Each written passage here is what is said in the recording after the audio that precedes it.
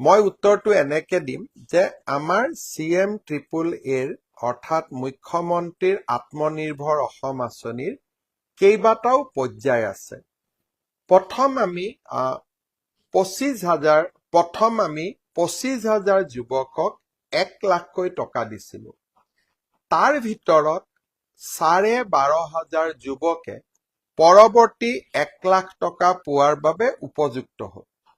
কিন্তু 13,000 যুৱকে 1 লাখ টকা পোৱা নাছিল, কাৰণ তেওঁলোকে বিমল বৰা উদ্যোগ মন্ত্ৰী তেওঁ মোৰ ফেচবুক লাইভ চাই আছে, গতিকে এই কামখিনি তেওঁ কৰিব, তেওঁ শুনি থাকিব যে যেতিয়া আমি CM ট্ৰিপল এ 12,500ক 2 লাখ দিলো, আন 13,000 এতিয়াও 1 লাখ টকা পাবৰ অপেক্ষা কৰি আছে, কাৰণ তেওঁলোক প্ৰথমবাৰ কোৱালিফাই কৰা নাছিল।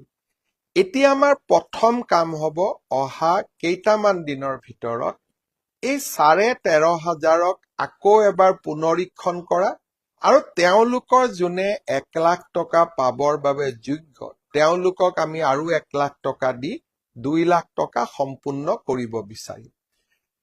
নেক্সট, ইলেকশ্যনৰ আগতে আমি 75,000 যুৱক যুৱতীক 75,000 টকাকৈ দিলো।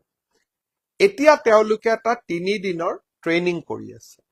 এই 3 দিনৰ ট্ৰেইনিং যেতিয়া সকলোৰে শেষ হৈ যাব, মই ধৰি লৈছো 1.5 মাহ লাগিব, যদি মোৰ ভুল হয় বিমল বৰাই কাৰেকশ্যন কৰি দিব। যেতিয়াই তেওঁলোকৰ 3 দিনৰ ট্ৰেইনিং শেষ হৈ যাব, আমি ফেজ কৰি আছো, কাৰণ 75,000ৰ ট্ৰেইনিং একেলগে কৰা সম্ভৱ নহয়। এইখিনি হৈ যোৱাৰ পিছতে আমি তেওঁলোকক 25,000 টকাটো তেওঁলোকৰ বেংকৰ একাউণ্টত দিম। গায়ত্ৰী হাজৰিকাই কৈছে, মামা মোক জীৱন প্ৰেৰণাৰ আঁচনি লাগে। মই ভাবো টকা লাগে, মই জীৱন প্ৰেৰণাৰ বিষয়ে ইতিমধ্যে কলো যে ছেপ্টেম্বৰ মাহত পাব। চ' 13,500ক আমি 1 লাখ দিম আৰু 75,000 যুৱকক আমি 25,000 টকাকৈ দিম। তাৰ পিছত নতুন বাজেটত ঘোষণা কৰাৰ অনুসৰি আৰু 50,000 যুৱকক আমি CM ট্ৰিপল এৰ বাবে সিলেকশ্যনৰ প্ৰক্ৰিয়া আৰম্ভ কৰিম।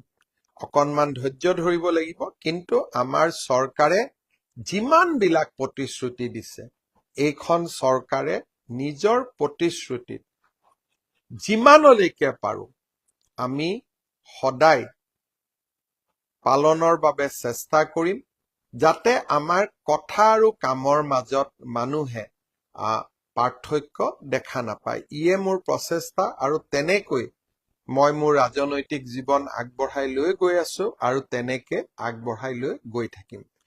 বহুত সময়